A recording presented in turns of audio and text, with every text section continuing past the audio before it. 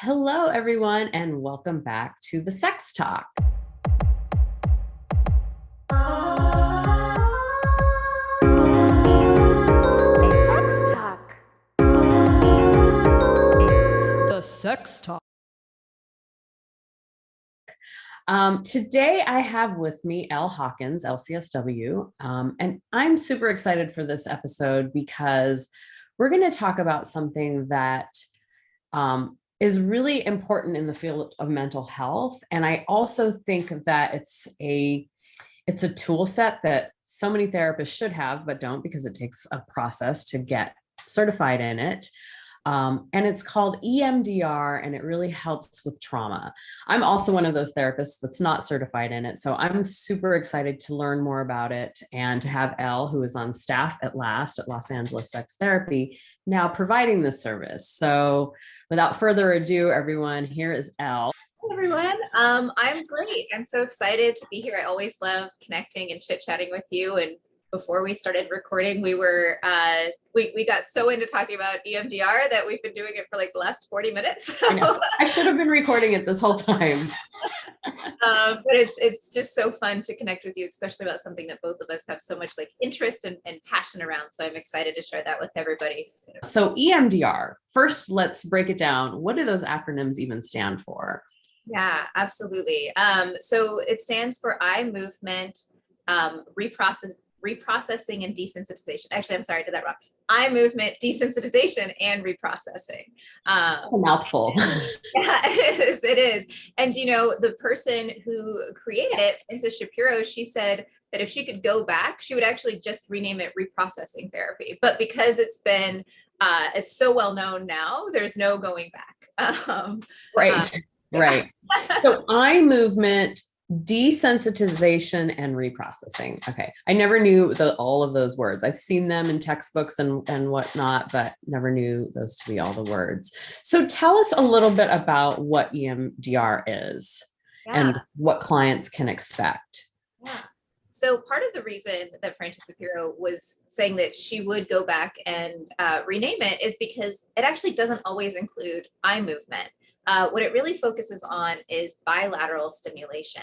And so we do that often, and it's most effective with eye movement. So just moving your eyes from left to right, or we might do a diagonal from down left to upright or vice versa, and doing that at a pretty rapid pace. What we know about that is that that's what we do during REM sleep. And during REM sleep is when we're reprocessing our day. Our eyes move back and forth really rapidly. So we're not really sure about what makes EMDR work, as far as it could be something in the mechanism just like it is in REM sleep. Some people say, oh, well, you know, it's because we're calling up different memories and experiences that were in the past, but we're doing something somatically in the moment that's keeping us present. So our mind is able to hold this space of that's something that happened to me in the past. This is where I am in the present. So I can be in that empowered present space while also contextualizing in a different way these old memories. So there's all kinds of ideas about like what the actual mechanism is that makes it work. However, what we do know is that it is really effective for most people who do it. The other ways to do bilateral stimulation, so like what EMDR might look like, it might look like eye movement, it might look like tapping. So we do something like the butterfly, which is just tapping each side of your body from, 1, 2, 1, 2, 1, 2. We also can do it on our knees where we're tapping our knees, but we're just taking like stimulus to one side of our body and then the other. Some clinicians also have technology where they do it with sound. So you have on headphones or something like that, and you hear sound on one side and then the other side, it would go back and forth. But like I said, what we do know is that when they have done research on it, the eye movement is the most effective. So that's usually what I use when I'm working with clients. Wonderful. So if a client was to come in to get EMDR, what should a client expect? Like, how long does it last? Do you just jump right in, or is it part of therapy? How does that, all of that work? Yeah. So if there was a client that was coming to me specifically for EMDR, we're going to spend a significant time at the beginning just doing an assessment. We're going to be checking in to see, is there anything that would be a contraindication, meaning that EMDR wouldn't be as effective or wouldn't be very helpful for someone. And then we're also going to just be doing an assessment to make sure that we're going to be focusing on the right thing. So since I'm a sex therapist, I usually start with a general sex therapy, like sexual history and relational history assessment. And this can take anywhere from like 3 to 5 sessions to kind of go through and just kind of get all of the information and really understand where this person's coming from. The really good news about that is it gives us a lot of time to build rapport and build connection.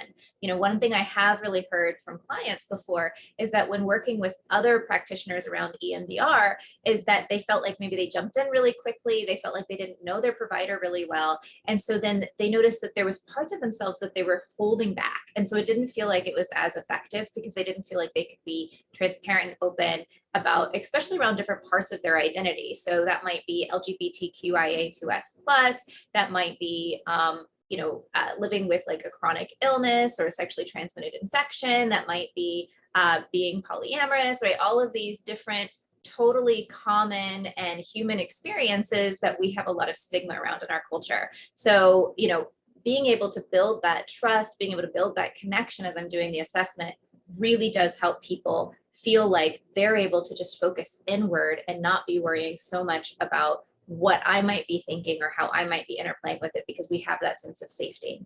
So we do the assessment and we spend some time getting to know one another. We also are going to be doing some skill building around emotional and nervous system regulation. And that's really important because as we start to go into EMDR and as we start to allow the brain to do this kind of free reign, kind of conscious exploration, we want to make sure that people are feeling really safe, right? We want to make sure that if we pull up a memory, if we pull up an experience that's going to be challenging to be with, that we go, okay, we have the tools to help you come back to your feeling more safe and centered space. Mm-hmm. So that might look like things like the calm, safe place visualization, where I really lead people through just imagining themselves in a place where they feel really calm and really safe, and we engage all of their senses and their imagination. And then what we actually know is that when people do that, often their heart rate like reduces, their breathing becomes more even, and they report like, even if just a moment ago they were feeling really heightened and really uncomfortable, often after that visualization, people say like, oh, wow, I'm feeling really calm. I'm feeling really peaceful, right? So different things like that we do to build up so that we feel really prepared and well equipped as we start to go into EMDR. And then so they're grounded in the present.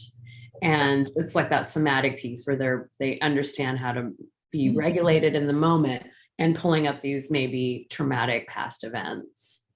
Yes, absolutely. And they're even, and during that assessment, I'm checking in to see, does someone have the tools that they need to be able to reground themselves during this? If not, we're going to spend some time building that. I'm also checking in to see, just like you were saying, like, what is their somatic awareness and somatic presence? Because part of EMDR is I will ask people, what emotions are coming up for you and where do you feel that in your body? And so if they're not able to really access that, then I want to help them to skill build a bit so that when I'm asking that question, they feel like, oh, okay, I do have a relationship with myself. I can say what it is that I'm feeling or experiencing. And that's just going to help them better move through some of these activities that we're going to be doing with EMDR. Right. Right. Yeah. Awesome. So we may have skipped over this question, and I just want to make sure that we address it. Like, who is good for EMDR? Like, which clients qualify, or who should seek it out? Can you give us some information about that? Yeah, so EMDR for the majority of people is pretty effective. People that, sometimes there can be some medications that would be a contraindication. And then if someone has had a long history of dissociating as a coping mechanism, that doesn't mean that they shouldn't do EMDR. It just means that we're going to take it really slowly, because with EMDR, what we're allowing is the brain to kind of heal itself, to reprocess itself. And if the brain is saying, oh, there's something coming up that's uncomfortable, I'm going to just pull myself away from this whole experience, then we're not actually being able to like heal and reprocess, right? We're going somewhere else. So that's where that kind of skill building ahead of time of, okay, let's bring ourselves to presence, right? Let's bring ourselves, reground, regroup, so then we can continue to be here and be present. Yeah, so those are the main things that I look out for is, does this person have embodied awareness? And if not, that's okay. That's something we can build. Does this person have tools to be able to regulate when they get to a place of feeling really distraught? If not, that's okay. Those are things we can build. Is this person on medications that or actively using substances that might impair their ability to actually engage in this way? And if that's the case, then we would we might even say, okay, well, we can give it a try. We can see how it's feeling and what's happening, but knowing that those things might be blocks or barriers.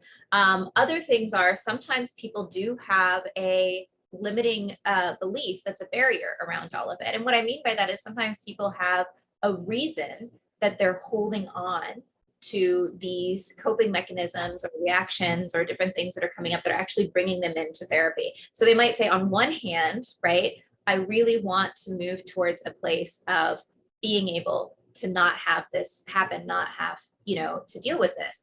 On the other hand, right, a common example is, I have these reactions because I've been treated in ways that aren't fair. And if I allow myself to heal, then I'm letting those people off of the hook, right? And so that's, once again, not necessarily a contraindication, but something where we would need to be aware of that. And we might even have to kind of reprocess that kind of narrative before we get into the other stuff, right? Yeah, so those are the things that I look for. And like I said, most people they really do respond to it, and some people don't, and that's totally okay too. What's really funny is, when I was doing the training, so far I am the only person that hasn't responded to it. Like, I was doing it and I was just like, I'm doing the eye movement, nothing's happening. I'm just sitting here like, and I so wanted it to. So what I tell clients is, if this doesn't resonate for you, if this doesn't work for you, you're in good company. It's okay. Right. Right. But so far, but a lot of people, I've spoken to so many people who have reported, like, nothing has worked to help me heal from some of my past trauma, like EMDR. Like, that is something that I've heard often. And people have often called my practice, do you offer EMDR? Like, it's something that people seek out because it does work for so many people. Absolutely. Absolutely. So, and that's been my experience as well. So many people have come in, and when I say, hey, here's this thing called EMDR, we try it and we start to do it. And they say, I've been in therapy for 10 years. I've been in therapy for 10 years. And this has been at the root of what I've been coming for.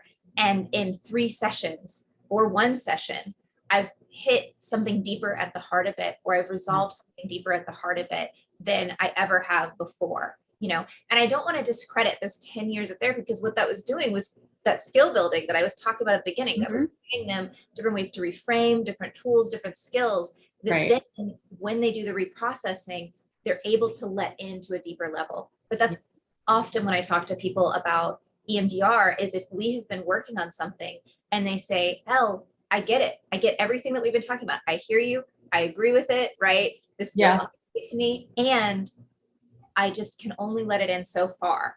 There's just a block or a barrier. And then that's when I say, great, let's try EMDR. And that's often when all of the work, all of the conversations, all of the thought processes that they've been connecting with over this period of time in therapy really gets to kind of settle into a deeper level. Right. Right. So EMDR basically sounds like, this is what I know, is that it's for people that have experienced trauma, but I know you have a different sort of like definition of trauma. Can you talk up to that a little bit? Yeah, absolutely. Especially when we think about, kind of the combination of sex therapy and EMDR, a lot of people think, oh, that's what someone would do if they have experienced assault or like a big adverse event that maybe happened over a brief period of time, or maybe even over a long period of time. But actually, when I think about trauma, I think about any kind of messaging any kind of experiences that have resulted in us having narratives about ourselves and how we show up in the world, about sex and sexuality, that cause a sense of shame, cause a sense of avoidance, cause a sense of negative feelings, experiences, and thoughts around any of this that we find limiting.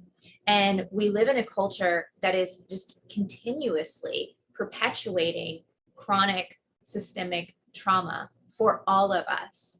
And so often when I'm working with people, sometimes they come in, they say, hey, I've got this event. This event changed my whole life, right? I need to work on this event. Often though, when I'm working with people, it's throughout my life, I got messages that my body wasn't okay the way that it was. I got messages that my sexuality wasn't okay the way that it was. I got messages that the way that I love or the things that I need when it comes to connection and affection weren't okay. And so now I'm operating from that framework. And so that is what I really love to do with EMDR, is to kind of say, look at this long string of messages that you have gotten that are not true. They are not accurate. And they have led you to believe that exactly as you are is not okay.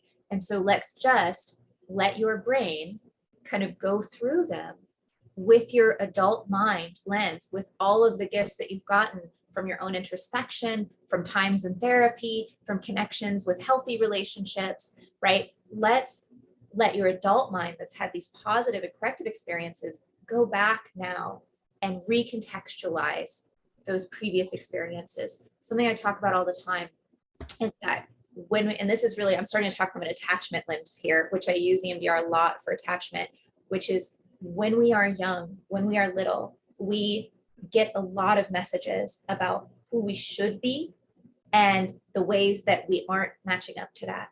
Mm-hmm. And we are little. We don't even have our full brain yet. We don't get our prefrontal cortex right thinking part of our brain until we're 25, 26. And so we respond to that from a very emotional and kind of deep-seated level. We don't have our thinking brain on. So we go, okay, how do I make sense of this? We usually make sense of it in ways that subjugate ourselves, right? And so when we're able to kind of go back and do that, then we're able to see, oh, wow, I was okay just as I was. And the people who were responding to me in these different ways were responding out of their own stuff, and I can talk to someone and they can say that, and then they can say, but I'm still engaging in the same behaviors I have been, all this time. It's like, I know it here, but I don't know it here. Yeah. Right? EMDR helps us take it from knowing it here to bringing it into here. Yeah. To reintegrate it. Yeah, absolutely. Yeah. Wonderful. So when we were talking earlier, you had mentioned, people get memories as they're going through the process, and sometimes they may not want to talk about the memories. So what came up for me was, are there any homework? Is there homework in between sessions? How does that work? Yeah. So I think one thing about, memories is that often in EMDR, because we're basically allowing our brain to go where it needs to go to follow the neural pathways that it has that we aren't even aware of, right? Is that sometimes memories that we forgotten will come up, right? We kind of think like, oh, well, here's my sexual narrative, here's my relational narrative, these are all the things that happened, and then when we're doing EMDR, we might go like, oh yeah, I had completely forgotten about that. And that's like a helpful piece here, right? Right. And sometimes that happens in session. And what we know about once we start this process is that reprocessing can continue between sessions. And so people might have memories that come up.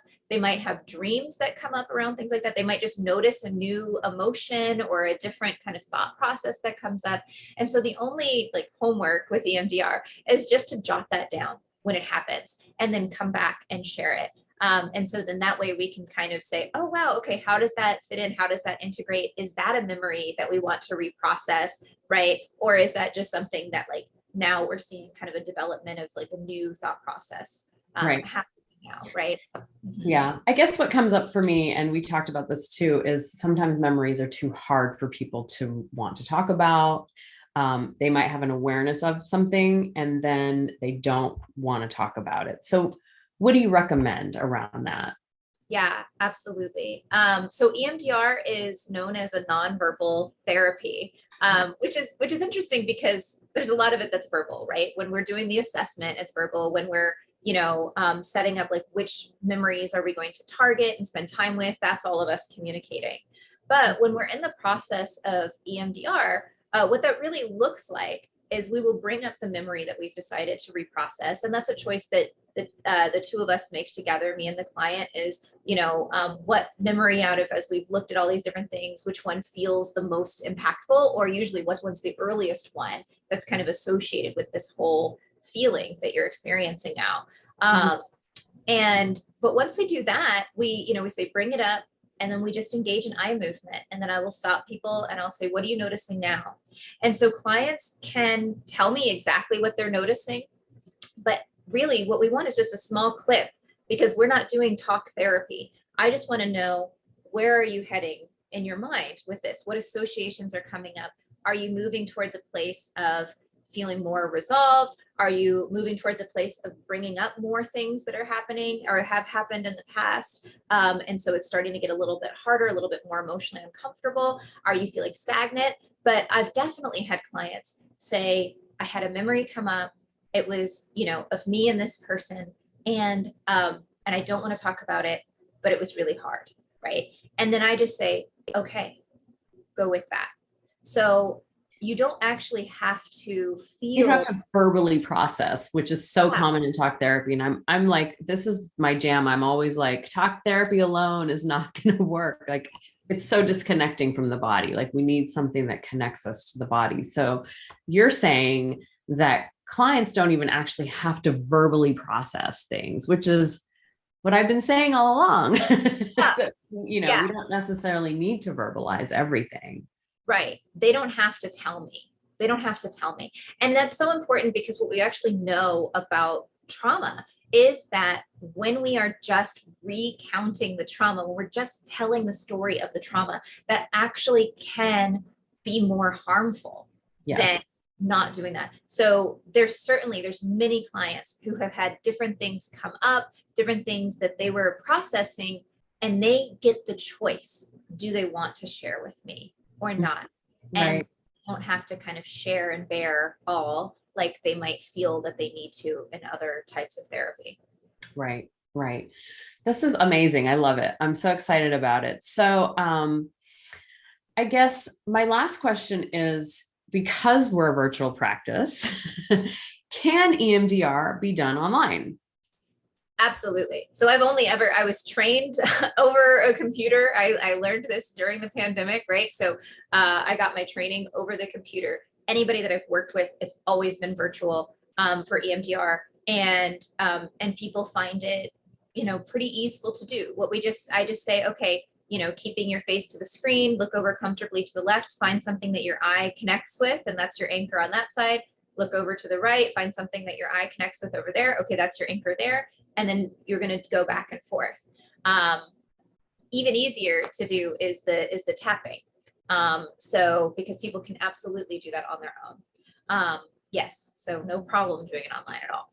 That's great, because I think when the pandemic first started, there was concern that you couldn't do EMDR virtually, but that's just like everyone was freaking out because they were like, you can't do therapy online.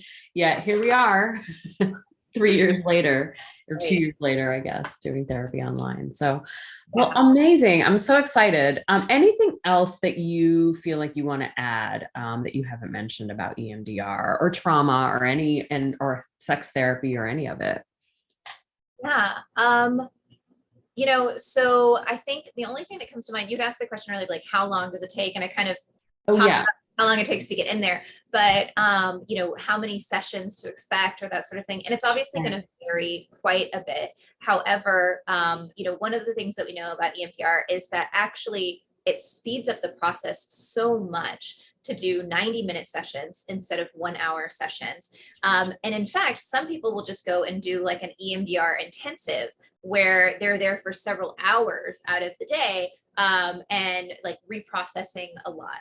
So you can do EMDR in quick succession. You can do it, expand it out. I have some clients who will say, I want to do, every other week for various reasons, so that's going to make the process longer. But the recommended is 90 minutes. And, when it comes to things like acute trauma, where it's like, I had this adverse experience, and after that, I'm having, symptoms of post-traumatic stress disorder, right? I'm noticing that I'm more fearful. I'm noticing that I'm reactive. I'm noticing, those actually can be done in a relatively short period of time. I want to say something like, 5 to 7 sessions generally. It's so funny. I was about to say 6. I was like 6. If you're doing something that's more long-term, which is what we were talking about, of like all these long-term messages that we've gotten culturally, the systemic trauma. Mm-hmm. Yeah, that does take more time because it's been integrating in your system over a longer period of time. And so it's also like just more embedded into different things. So, the ones we kind of say, like, generally speaking, 12 to 15 sessions. Now, once again, it's going to be very personal. It's going to, really focus on different, like what's true for different people, how well are they responding to it? Do they want to be doing EMDR every session? And are they doing those 90 sessions or 90-minute sessions versus the 60-minute sessions? But I will say that generally speaking, after the first session of doing the eye movement, I have heard people say, even just this one session, like, even though it doesn't feel totally resolved, there's a level of release that I have around this that I haven't had before. So I usually, after one session, am hearing positive movements and the way that they're even thinking about the experiences that they've had. And then usually next week when I come in and say, how has it been? They'll say, I actually was a bit less like reactive in the ways that were concerning to me than I had been before. So you're starting to see change usually pretty early on. And that's pretty extraordinary. Well, that is amazing. And I think very exciting for many clients to hear about. Again, super excited that you're offering this, and super excited. So tell us where people can find you. Yeah, well, people can find me at losangelessextherapy.com. I have a profile there, and you can set up a free consultation. I love to talk to people who are, thinking about therapy, thinking about EMDR, and just share more information and kind of hear about where they are and, see if this feels like a good fit or where they might want to go. I also have my own website, which is LCSW, so ELLECSW. And they can also just click on that link to set up a consultation with me as well there. It has more information.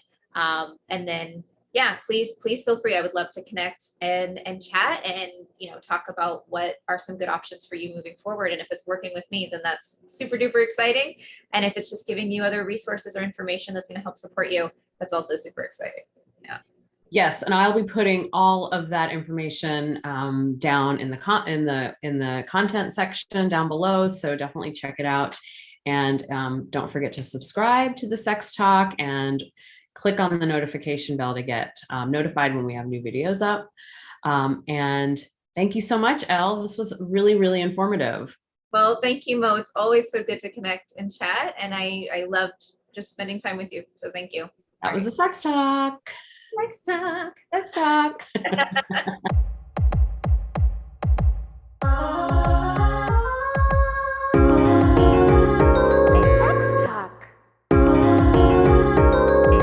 The Sex Talk.